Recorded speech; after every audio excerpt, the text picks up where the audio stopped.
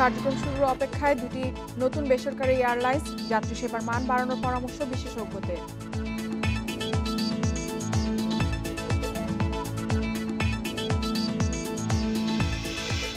জ্বালানি তেলের দাম বাড়ার প্রতিবাদে সারা দেশে পরিবহন ধর্মঘট, চরম ভোগান্তিতে বাস যাত্রীরা, চলছে না ট্রাক কাভার্ড ভ্যানও।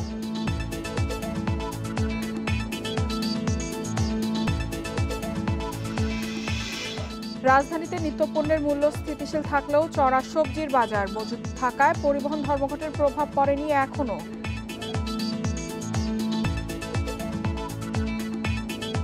সবাইকে আমন্ত্রণ অর্থনীতি সারাদিনে, আপনাদের সাথে আছে আমি ইফাত। এতক্ষণ শুনছিলেন শিরোনাম, এবারে জানাবো বিস্তারিত। আকাশে পাখা মেলার অপেক্ষায় নতুন দুটি বেসরকারি এয়ারলাইন্স। এ নিয়ে দেশে এয়ারলাইন্স কোম্পানির সংখ্যা দাঁড়াবে 5-এ। এতে আকাশপথে প্রতিযোগিতা বাড়বে বলে মনে করছেন বিশেষজ্ঞরা। তারা বলছেন, এয়ারলাইন্সগুলোকে টিকে থাকার স্বার্থেই যাত্রী সেবার মান নিশ্চিত করতে হবে। লাল সবুজের পতাকা বহন করে দেশের গণ্ডি ছাড়িয়ে বিদেশেও পাখা মেলছে বিমান বাংলাদেশ এয়ারলাইন্সের 21টি উড়োজাহাজ। আর শুধু দেশের আকাশেই বিচরণ করছে নভ এয়ারের 7টি বিমান। এছাড়াও দীর্ঘদিন ধরেই দেশ বিদেশে বিচরণ করছে ইউএস বাংলার 14টি উড়োজাহাজ। আরও 7টি বিমান বহরে যুক্ত করার পরিকল্পনাও রয়েছে কোম্পানিটির। এ অবস্থায় ফ্লাই ঢাকা ও এয়ার এস্ট্রা নামে নতুন দুইটি এয়ারলাইন্স আকাশে ওড়ার অপেক্ষায় আছে। এরই মধ্যে কোম্পানি দুটিকে ছাড়পত্রও দিয়েছে বেসামরিক বিমান চলাচল কর্তৃপক্ষ বেবিচক। এই টাইমলাইনে যদি আমরা থাকি, আমাদের টার্গেট হচ্ছে ফেব্রুয়ারি 2022-এর মধ্যে কমার্শিয়াল ফ্লাইট শুরু করার। মাঝখানে 4 মাস সময়টা এই যে কাজগুলো মাঝখানে আছে, এটা করবার জন্য মোটেই লম্বা সময় না। নতুনদের চ্যালেঞ্জ হিসেবে নিচ্ছে পুরাতন কোম্পানিগুলো। তাদের মতে নতুন এয়ারলাইন্স আসায় প্রতিযোগিতা বাড়বে, ব্যবসায় নিতে হবে নতুন পরিকল্পনা। Short term plan, intermediate plan, long term plan, অনেক কিছু আছে, স্ট্র্যাটেজি, অ্যাকশন প্ল্যান, এগুলো থাকবেই। আর নতুনটা তো আসবেই, আমরা সাধুবাদ জানাই। কম্পিটিশন ডেফিনেটলি থাকবে, সেটা যে সার্ভিস কম্পিটিশন অ্যাকচুয়ালি, যে যত ভালো সার্ভিস দিবে, যে অন টাইম পারফরমেন্সটা বজায় রাখতে পারবে। নতুন এয়ারলাইন্সকে টিকে থাকতে হবে আসলে আমাদের সাথে সার্ভিসটাকে কম্পিটিশন করেই। নতুন দুটি এয়ারলাইন্সের কার্যক্রম শুরুর প্রক্রিয়াকে এভিয়েশন খাতের জন্য অত্যন্ত আশাব্যঞ্জক বলছে বিশেষজ্ঞরা। তাদের মতে দেশে এভিয়েশনের বাজার বাড়ায় কোম্পানিও বাড়াতে হবে। বিমান ভালো যারা আছেন তারা, এবং এয়ারপোর্টে যেসব বোর্ডিং পাস ইস্যু করেন, যারা ব্যাগেজটা হ্যান্ডেল করেন, এইখানে যারা সুন্দর ম্যানেজমেন্ট করতে পারবে তারা কিন্তু এগিয়ে যাবে, প্লাস টিকিটের প্রাপ্তি। গত 20 বছরে আকাশপথে দেশের বাজার 5 লাখ থেকে বেড়ে 20 লাখে পৌঁছেছে। নতুন কোম্পানি বাজারে এলে এ সংখ্যা 25 লাখে পৌঁছাতে পারে বলে মনে করছেন বিশেষজ্ঞরা। Sohel Rana, independent News, Dhaka.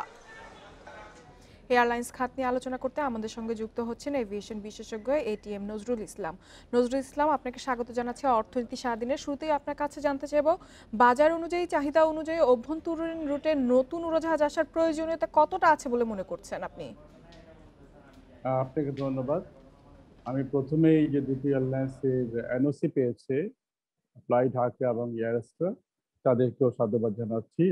আমরা আশা করি তারা আসবে এবং আমাদের দেশের যে এভিয়েশন মার্কেটটাকে এটাকে আরো সুন্দর প্রতিযোগিতামূলক একটা অবস্থায় নিয়ে যাবে। হ্যাঁ, যে প্রশ্নটা করেছেন, প্রয়োজনীয়তাটা কতটুকু আছে, এই মুহূর্তে যে আমাদের 3টি এয়ারলাইন্স আছে, বিমান বাংলাদেশ এবং নোভো এবং ইউএস বাংলা, যে টোটাল ডোমেস্টিক খাতে যদি আমরা দেখি, আপনি দেখবেন ওদের টোটাল ইনভেন্টরিতে 22টি এয়ারক্রাফট আছে। এই 22টি এয়ারক্রাফট দিয়ে কিন্তু তারা ইচ্ছা করলে যথেষ্ট ভালো সিট ক্যাপাসিটি বিল্ড আপ করতে পারে। কিন্তু প্রশ্ন হচ্ছে যে আমাদের দেশে আমাদের এয়ারপোর্টগুলোর যে প্রবলেম, সেই প্রবলেমটা বা লিমিটেশনটা, যেমন আমাদের এয়ারপোর্টগুলোতে নাইট ল্যান্ডিং ফেসিলিটি নেই, আমাদের দেশের এয়ারপোর্টগুলোতে পুর ভিজিবিলিটি ল্যান্ডিং সিস্টেমটা নেই, যার জন্য তারা কিন্তু টোটাল ইউটিলাইজেশন করতে পারে না তাদের ক্যাপাসিটিতে। তারপরেও তারা যে ক্যাপাসিটিটা তারা করে যাচ্ছে, এতে আমরা দেখতে পারি প্রায় 20 থেকে 22 লক্ষ ক্যাপাসিটি তারা ক্রিয়েট করতে পারে বছরে। এবং এই মুহূর্তে আমাদের দেশে কিন্তু 20 থেকে 22 লক্ষ প্যাসেঞ্জার হচ্ছে সারা বছরে। কিন্তু পটেনশিয়াল যে প্যাসেঞ্জার, যে ডিমান্ড আমরা দেখি মার্কেটে একটা প্রাইম টাইমে, তা কিন্তু এখন 25 থেকে 28 লক্ষ মতন আছে। তো এইটার জন্য আপনি ইদানিং শুনেছেন কিছুদিন আগে থেকে আমরা দেখলাম যে ইন্টারসিটি ফ্লাইং শুরু হয়েছে, এক শহর থেকে আরেক শহরে ফ্লাইং শুরু হয়েছে। আমার মনে হয় এইগুলো যদি আমরা ঠিক মতো ক্যাপাসিটি বিল্ড আপ করতে পারি, তো উইদিন অ্যানাদার 5 ইয়ার্স 13 লাখের উপরে কিন্তু আমাদের ডিমান্ডটা থাকবে। সেই হিসাবে কিন্তু আমাদের ক্যাপাসিটিটা বিল্ড আপ করতে হবে। তবে প্রথমেই কিন্তু ক্যাপাসিটি বিল্ড আপ করলেই হবে না, এর সাথে যেটা প্রয়োজন হচ্ছে সার্ভিস। এবং এখানে যে 3টি এয়ারলাইন্স এখন আছে আর নতুন যে দুটো আসবে, সেখানে কিন্তু একটা কম্পিটিশন হবে। আর এই কম্পিটিশনে জিতবে তারাই বা টিকে থাকবে তারাই যারা ভালো সার্ভিস দিতে পারবে। তাই মনে করি প্রয়োজনীয়তা আছে এবং সেই সাথে ভালো নজরুল ইসলাম, আমি আপনার কাছে জানতে চাইবো, আপনিও যেমনটি বলছিলেন এনওসি পেয়েছে এয়ারলাইন্স দুটো, বর্তমানে তাদের কি করা উচিত বলে আপনি মনে করেন দেশের বাজারে তাদের নতুন করে পরিচিতি পাওয়ার জন্য? দেখুন, তারা তো এনওসি পেয়েছে, এনওসির পর থেকে কিন্তু বিরাট আরো 4টে স্টেপ তাদেরকে যেতে হবে। 4টে স্টেপ পার হওয়ার পরে কিন্তু তারা এওসি বা তাদের এয়ার অপারেটিং সার্টিফিকেটটা পাবে। এর ভিতরে তাদের দুটো এয়ারক্রাফট আনতে হবে। আমি মনে করি তারা বাংলাদেশের মার্কেটে এখন এটি একটা খুব ভালো ইকোনমিক এয়ারক্রাফট তারা যেতে পারে। এবং সেই সাথে তারা সবচেয়ে বেশি যেটা প্রয়োজন হবে, তাদের যে স্টাফ অর্থাৎ যে এমপ্লয়িরা আসবেন, বিশেষ করে যারা ফ্রন্ট লাইনে কাজ করবেন এয়ারপোর্টে এমনকি এয়ারক্রাফটে, বিমান বালা যারা আমরা বলি আর কি, এদেরকে যে তাদের একটা নতুন ইউনিক সার্ভিস স্টাইলটা তার নিজস্বতা তৈরি করতে হবে।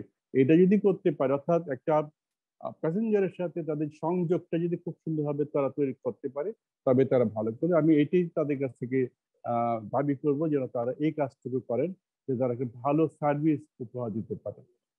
নতুন এয়ারলাইন্স দুটো বাজারে এলে কি শুধু প্রতিযোগিতাই বাড়বে, নাকি সেই সাথে আমরা যাত্রী সেবার মানও উন্নত হবে বলে মনে করব? অবশ্যই এটা করতে হবে। যদি যাত্রী সেবা ভালো না থাকে তবে কিন্তু টিকে থাকবে না। কারণ এখানে কম্পিটিশন হবে, যে এক্সিস্টিং এয়ারলাইন্স গুলো আছে তাদের সাথে নতুন যারা আসবে তাদের সাথে একটা কম্পিটিশন হবে। এই কম্পিটিশনে টিকে থাকার একটাই মাত্র পথ, ভালো সেবা দেওয়া। এটিএম নজরুল ইসলাম আমাদের সঙ্গে যোগ দেওয়ার জন্য আপনাকে অসংখ্য ধন্যবাদ। চলে যাচ্ছি পরবর্তী সংবাদে। পরিবহন ধর্মঘটের কারণে বন্ধ রয়েছে বাস চলাচল, ফলে চরম ভোগান্তিতে বিভিন্ন গন্তব্যের যাত্রীরা। ঢাকার ভেতরে বা বাইরে যেতে প্রাইভেট কার বা সিএনজি অটোরিকশায় গুনতে হচ্ছে 8 থেকে 10 গুণ বেশি ভাড়া। পরিবহন সংশ্লিষ্টরা বলছেন, ভাড়া পুনর্নির্ধারণ না হওয়া পর্যন্ত বন্ধ থাকবে বাস চলাচল। শুক্রবার সকাল 10টা, গাবতলী এলাকার চিত্র এটি। ধর্মঘটের কারণে বাস চলাচল বন্ধ থাকায় পায়ে হেঁটে, আবার কখনো পিকআপ ভ্যান, রিকশায় গন্তব্যে যাচ্ছে মানুষ। ঢাকার বাস টার্মিনালগুলোতে ভিড় করা যাত্রীদের অনেকেই জানতেন না পরিবহন ধর্মঘটের কথা। গাবতলী আসার পরে জানতে পারলাম যে আসলে গাড়ি বন্ধ। এখন আমরা দেশের বাড়ি যেতে পারতেছি না, খুবই একটা ভোগান্তির মধ্যে আছি। এত জার্নি করে আসছি, এখন যদি না যেতে পারি তো খারাপ লাগবেই। এরা বলতেছে যে গাড়ি বন্ধ, কবে চলবে বললো যে ঠিক নাই। জরুরি প্রয়োজনে যারা বিভিন্ন গন্তব্যে যাচ্ছেন তাদের গুনতে হচ্ছে কয়েক গুণ বেশি ভাড়া। যেখানে 450 টাকা ভাড়া সেখানে যাচ্ছে 2200 টাকা। তাহলে এভাবে আমরা বাড়ি পৌঁছাবো কিভাবে? সাভার যাবো, প্রাইভেট গাড়ি 1200 টাকা চাচ্ছে, আর সিএনজি চাইতেছে 800 টাকা। মানে এদেরকে যদি বলছে ভাড়া কেন বেশি, কয় এখানে চাঁদা মাদা এসে। টাঙ্গাইলে ভাড়া মানে অ্যাকচুয়াল ভাড়া 200 টাকা, কিন্তু ওনারা চাচ্ছে 1500 টাকা। মানে একটা হ্যারাসমেন্ট না এটা? আর আমার যেভাবে হোক আজকে যাইতে হবে, কারণ আমার আম্মার আজকে অপারেশন আছে। এদিকে পরিবহন ধর্মঘট থাকায় বেশি ভোগান্তি পোহাতে হয়েছে সরকারি বেসরকারি বিভিন্ন প্রতিষ্ঠানে নিয়োগ পরীক্ষায় অংশ নিতে আসাদের। কালকে থেকে খুব টেনশনে ছিলাম যে আসলে এই পরীক্ষা দিতে পারবো কিনা। সর্বপ্রথম আমার প্রতিটা স্টেপেই আমাকে খুব দুর্ভোগ পোহাতে হয়েছে। গাড়ি ছিল না, রিক্সায় আসছি। বারবার ঘড়ি টাইম দেখতেছিলাম যে আমি সঠিক টাইমে যাইতে পারবো কিনা। আজকে প্রায় 32টা চাকরি পরীক্ষা চলতেছে, বিকেলে ব্যাংকের পরীক্ষা আছে। এর স্যার ভোগান্তি কী থাকে মানুষের পক্ষে বলেন? এমনিই তো আমরা ভোগান্তির মধ্যে আছি। পরিবহন সংশ্লিষ্টরা জানান, রোববার বিআরটি এর সঙ্গে বৈঠকের আগে বাস চলার তেমন সম্ভাবনা নেই। এই ডিজেলের দামের বৃদ্ধির কারণে মালিকদের বক্তব্য হলো যে ডিজেলের দাম বাড়ছে, তার সাথে আমাদের ভাড়াটা সমন্বয় করে দেওয়া হোক, না হলে আমরা গাড়ি চালাবো না, আমরা লস দিয়ে গাড়ি চালাতে পারবো না। মালিকরা যার যার গাড়ির চাবি নিয়ে গেছে, তার জন্য আমরা শ্রমিকরা বসে রয়েছি, গাড়ি নিয়ে যেতে পারতেছি না। জ্বালানির দাম লিটারে 15 টাকা বাড়িয়ে 80 টাকা নির্ধারণের পর দাম বৃদ্ধির সিদ্ধান্ত প্রত্যাহার বা ভাড়া পুনর্নির্ধারণের দাবিতে ধর্মঘট শুরু করে পরিবহন মালিক সমিতি। মাহমুদ শরীফ, ইন্ডিপেন্ডেন্ট নিউজ, ঢাকা। এদিকে জ্বালানি তেলের মূল্য বৃদ্ধির প্রতিবাদে পরিবহন ধর্মঘটে সকাল থেকে সারা দেশে বন্ধ আছে বাস ট্রাক চলাচল। এতে করে ভোগান্তিতে পড়েছেন বিভিন্ন নিয়োগ ও বিশ্ববিদ্যালয় ভর্তি পরীক্ষা সহ নানা কাজে বের হওয়া মানুষ। ধর্মঘটের কারণে বন্দরগুলোতে আমদানি রপ্তানি পণ্যের ট্রাক চলাচলও বন্ধ আছে। চট্টগ্রামে শুক্রবার ভোরে কিছু বাস চললেও বেলা বাড়ার সাথে সাথে বন্ধ হয়ে যায় সব ধরনের গণপরিবহন। এতে ভোগান্তিতে পড়েন বিভিন্ন জেলা থেকে চট্টগ্রাম বিশ্ববিদ্যালয়ে ভর্তি পরীক্ষা দিতে আসা শিক্ষার্থী সহ সাধারণ মানুষ। এদিকে পণ্য পরিবহন পুরোপুরি বন্ধ থাকায় আমদানি পণ্যের ডেলিভারি ও রপ্তানি পণ্য বন্দরে পৌঁছানো যাচ্ছে না। আমরা 10 টাকার ভাড়া 250-300 টাকা দিয়ে যাইতে পারবো, আমাদের তো বেতনও কম। গাড়ি যদি এখন যদি আমরা চালাইতে যাই, মালিকের বাড়ির থেকে আইনে টাকা এখানে ভর্তুকি দিতে হবে। তাহলে এমনিতে করোনার কারণে আমাদের পরিবহনের ব্যবসা এমনিতে অনেক আমরা ক্ষতিগ্রস্ত। ঢাকা ময়মনসিংহ মহাসড়ক ও আঞ্চলিক সড়কে গণপরিবহন বন্ধ থাকায় বিকল্প উপায়ে দীর্ঘ পথ পাড়ি দিতে হয়েছে বিভিন্ন বিশ্ববিদ্যালয় ও নিয়োগ পরীক্ষায় অংশগ্রহণকারীদের। খুলনা সোনারাঙ্গা বাস টার্মিনাল থেকে সকালে ছেড়ে যায়নি কোনো বাস। বাধ্য হয়ে থ্রি হুইলারে বাড়তি ভাড়া গুনতে হচ্ছে যাত্রীদের। একই ভোগান্তিতে সিলেট সহ দেশের সব শহরের মানুষ। গণপরিবহন বন্ধ থাকার সুযোগে বাড়তি ভাড়া হাঁকছেন রিকশা, অটোরিকশা, অন্যান্য যানবাহন চালকরা। ভোগান্তি লাঘবে দ্রুত সমস্যা সমাধানের দাবি জানিয়েছেন যাত্রীরা। এইভাবে করলে কি হয়, মানুষের হয়রানি করা? আগে তো প্রস্তুতি দরকার ছিল। সরকার তো কোনো ডিক্লার দেয়নি যে আমাদের ভাড়া কত টাকা বাড়বে বা আমাদের কি তেলের টাকা কমাবে না বাড়াবে। এটার উপর ডিপেন্ড করে আমাদের গাড়িগুলো আমরা ছাড়বো।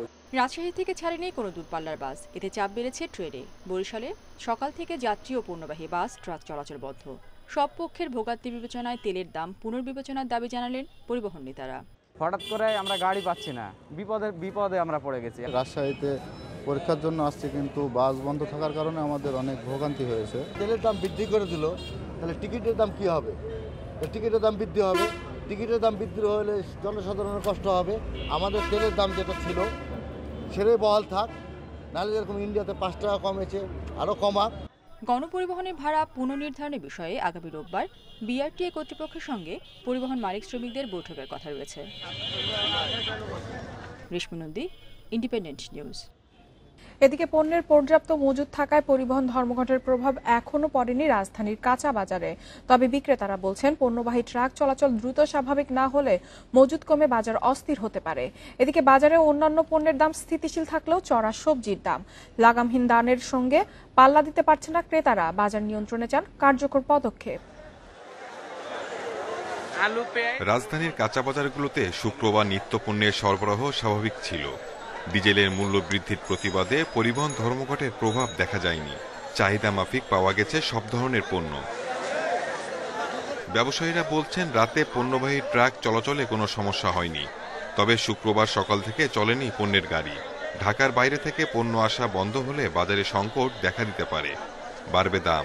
মালের গাড়ি ঠিক মতন আসছে, আর আজকের মালের দাম ঠিক আছে। এখন যদি খুচরা দোকানদাররা অবরোধের কারণে যদি দাম বাড়ায়, এটা তো আর আমগো করার কিছু নেই। লোকসান হচ্ছে যারা ক্রেতা, তাদের ব্যবসায়ীদের কোনো লস নেই। এদিকে রাজধানীর বাজারগুলোয় চাল, ডাল, চিনি সহ প্রায় সব পণ্যেরই দাম বাড়তি। সয়াবিনের লিটার 160 টাকা, সবজির দাম গড়ে 60 টাকা। ব্রয়লার মুরগির দাম এখনো কমেনি, বিক্রি হচ্ছে 180 থেকে 200 টাকা কেজিতে। ক্রেতারা বলছেন পণ্যের দাম কমার কোনো লক্ষণ তো নেই, উপরন্তু তা ঊর্ধ্বমুখী। এতে করোনাকালে আয় কমে আসা নিম্নবিত্ত পরিবারগুলো এখন রীতিমতো আতঙ্কে। এই চাল আমরা আগে 60 টাকা খেতাম, তা এখন 70 টাকা 72 টাকা করে কেজি কিনতে হয়। এতে মানে আমাদের যে বেতন তো মানে বাড়ে তো নাই, আরো বরঞ্চ মনে হয় প্রতিষ্ঠান যদি কমাই দিতে পারে তাহলে ভালো হয়। যে স্যালারিতে চাকরি করি, স্যালারি অনুযায়ী আমাদের সবকিছু মেনটেন করতে অনেক কষ্ট হয়ে যায়। আসলে অনেক বাড়ছে, সেদিকে সরকারের একটু খেয়াল রাখা উচিত। বাজারের আগুনের আঁচে চাপের মুখে মধ্যবিত্তরাও। দাম এভাবে বাড়তে থাকলে আগামীতে নিত্য প্রয়োজনীয় পণ্য ক্রয় সময় থাকবে কিনা তা নিয়ে শঙ্কায় তারা। Shahid Ahmed, independent News, Dhaka. চালের বাজারে 90% বেশি বিক্রি হচ্ছে মিনিকেট, নাজিরশালের মতন চিকন ও স্বচ্ছ চাল। দেশে এ ধরনের কোনো ধান উৎপাদন না হলেও চাহিদার অজুহাতে মিল মালিকরা অটোরাইস মেশিনে বিশেষ প্রক্রিয়ায় মোটা চালকে ছেটে ছাড়ছেন বাজারে। এতে চরম স্বাস্থ্য ঝুঁকিতে ভোক্তারা। তাই প্রতারণা থেকে রক্ষায় ধানের নাম অনুযায়ী চালের নাম রাখার প্রস্তাব বিশেষজ্ঞদের। মিনিকেট, নাজিরের মতো চিকন চালের উৎপাদন দেশে না হলেও বাজারে এগুলোর সরবরাহই সবচেয়ে বেশি। রাজধানীর পলাশীর প্রকৌশল বিশ্ববিদ্যালয় মার্কেটের চাল ব্যবসায়ী নজরুল ইসলাম 40 বছর ধরে করছেন ব্যবসা। তিনি জানালেন, আগে কখনো এত চিকন ও পরিষ্কার চাল বিক্রি করেননি। অনেক ফ্যামিলিতে মনে করা যে মরা দানা থাকতে পারবো না, পাথর থাকতে পারবো না, এগুলো আবার বিষয় যে আমাকে পরিষ্কার চাল, তো এখন অটো মেশিনে পরিষ্কার বানায় দেব। অটো রাইস মিলে বিশেষভাবে প্রক্রিয়াজাত এসব চালে পুষ্টিগুণ না থাকলেও রয়েছে স্বাস্থ্যের জন্য ক্ষতিকর উপাদান। নাইজার চাল যে আমাদের দেশে উৎপাদন হয়, যে পরিমাণ উৎপাদনে বাংলাদেশের একদিনে যে চাল লাগে সেই পরিমাণও না। তারপরে মিনিকেট, সারা বছর দেখবেন যে মিনিকেট চাল পাওয়া যায়, অথচ মিনিকেট নামে কিন্তু কোনো জাত আমরা রিলিজ করিনি। মেশিনে ছেঁটে চিকন করা এই চালের ভাতে নেই প্রয়োজনীয় পুষ্টি। ক্যালসিয়াম, ম্যাগনেসিয়াম, জিঙ্ক, আয়রন ও ফাইবার নষ্ট হয়ে থাকছে শুধু কার্বোহাইড্রেটের অংশ। তাই ভোক্তাদের প্রতারণা থেকে বাঁচাতে যে ধানের চাল সেই নামেই বিক্রির পরামর্শ দিচ্ছেন বিশেষজ্ঞরা। চাল আমরা যে জাতগুলো উদ্ভাবন করছি সেই নামে চালগুলা বিক্রয় করা হোক, সেইভাবে মিলিং করা হোক। আমরা যেভাবে বলছি মিলিং করে বাজারজাত করো, সেটা মোটা হোক, তাতে অসুবিধা নেই। মিল মালিকদেরকে অন্তত একটা রেগুলেশনের আওতায় নিয়ে আসে এবং বলা হয় যে এখানে 10% সর্বোচ্চ 12%-এর বেশি এখানে প্রক্রিয়াজাত করে তাহলে আইনগত ব্যবস্থা নেওয়া হবে। অটো রাইস মিল মালিকরা জানান, চালের উপরের পুষ্টি সমৃদ্ধ বাদামি যে অংশ ছেঁটে ফেলা হয় তার রয়েছে ব্যাপক চাহিদা। এগুলো মাছ ও মুরগির খাবার হিসেবে চালের চেয়েও বেশি দামে বিক্রি করা হয় বিভিন্ন খামারে। Buddhadev Kundu, Independent News, Dhaka. ব্র্যাকের উচ্চ ফলনশীল ধান বীজ কিনে প্রতারণার শিকার পাবনার আটঘরিয়ার শতাধিক কৃষক। অন্যান্য সময় বিঘা প্রতি 20 থেকে 25 মণ ধান উৎপাদন হলেও নিম্নমানের বীজের কারণে তা নেমে এসেছে 4 থেকে 5 মণে। এই অবস্থায় উৎপাদন খরচ তোলা নিয়েই সংশয় কৃষক, যদিও দায় নিতে নারাজ ব্র্যাক। পাবনার আটঘরিয়ার সঞ্জয়পুর গ্রামের কৃষক জমশের আলী ব্র্যাকের উচ্চ ফলনশীল জাতের হাইব্রিড 10 ধানের বীজ কিনে 1 বিঘা জমিতে রোপণ করেন তিনি, যাতে ফলন হয়েছে 4 থেকে 5 মণ ধান। শুধু জমশের আলী নয়, এমন প্রতারণার শিকার আটঘরিয়ার কয়েকশো কৃষক। ওই জমিতে 10,000 টাকা খরচ, 5,000 টাকা সারের দোকানে বাকি আছে। এখন যে ধান হয়েছে 4 থেকে 5 মণ, কিন্তু এখন আমি খাবই না, আমি সারের দোকানে বাকি দেবো। যে বীজ দেশে আমার যে গল্প শুনিছে তার সে শিকি ধারও নাই। কৃষকদের অভিযোগ, প্রতি বিঘায় 30 থেকে 35 মণ ফলনের লোভ দেখিয়ে ধানের এই বীজ তাদের কাছে বিক্রি করে ব্র্যাক। তবে নিম্নমানের কারণে ধানের জমিতে অতিরিক্ত আগাছা ও পোকার আক্রমণে চিটা হয়ে গেছে সব ধান। কৃষি অফিসারের কাছে অবজেকশন জানাইছি, সেও আমাদের কিছু বলে নাই, কোনো প্রতিকার করে নাই, কোনো কিছু করে নাই। এদিকে এমন ঘটনায় ব্র্যাক অফিস ঘিরে বিক্ষোভ করেছেন কৃষকরা, যদিও অভিযোগ মানতে নারাজ ব্র্যাকের কর্মকর্তারা। ক্ষতিগ্রস্ত যারা হয়েছে এরা আমার কাছ থেকে বীজও কিনে নেয়, এরা আমার কাছে আসেও না, এরা আমার মাঠেও দেখায় নাই। ডিলারের কাছ থেকে কিনছে, সেটা মার্কেটিং অফিসাররা বিক্রি করছে, আলাদা টিম এটা। তবে ধান রোপণ করে ক্ষতির কথা স্বীকার করে কৃষি কর্মকর্তা বলছেন, ব্র্যাক কর্তৃপক্ষ কৃষি বিভাগের কাছে সময় চেয়েছে। তাদের এই বিষয় নিয়ে আমি ব্র্যাক কর্তৃপক্ষের সাথে কথা বলি। তো ব্র্যাক কর্তৃপক্ষ এইটা সমস্যাটি কেন হয়েছে বা তাদের জন্য কি করা যায়, এর জন্য আমার কাছে কিছুদিন সময় চাই। পাবনা জেলায় এবার 55,988 হেক্টর জমিতে রোপা আমন ধানের চাষ হয়েছে। উৎপাদনের লক্ষ্যমাত্রা ধরা হয়েছে 1,61,214 metric ton. Independent news desk.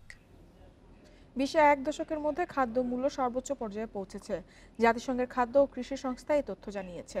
সংস্থাটি জানায়, শস্য জাতীয় খাদ্য ও তেলের দাম প্রতিনিয়ত বাড়ছে। শুধু অক্টোবর মাসে বিশ্বে ভোজ্য তেলের দাম 10 ভাগ বেড়ে সর্বোচ্চ পর্যায়ে পৌঁছেছে। এছাড়া 1 বছরে খাদ্যশস্যের দাম বেড়েছে 22% বেশি। মূল্য বৃদ্ধির জন্য কম সরবরাহ, কারখানা বন্ধ ও রাজনৈতিক অস্থিরতাকে দায়ী করছে সংস্থাটি। জলবায়ু পরিবর্তনের প্রভাব, উৎপাদন কমে যাওয়া ছাড়াও শ্রমিক সংকটকে অন্যতম কারণ বলছে জাতিসংঘের খাদ্য ও কৃষি সংস্থা।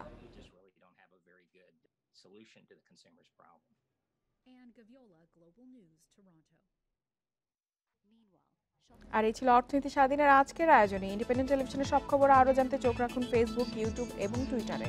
আমন্ত্রণ আমাদের পরের আয়োজনে।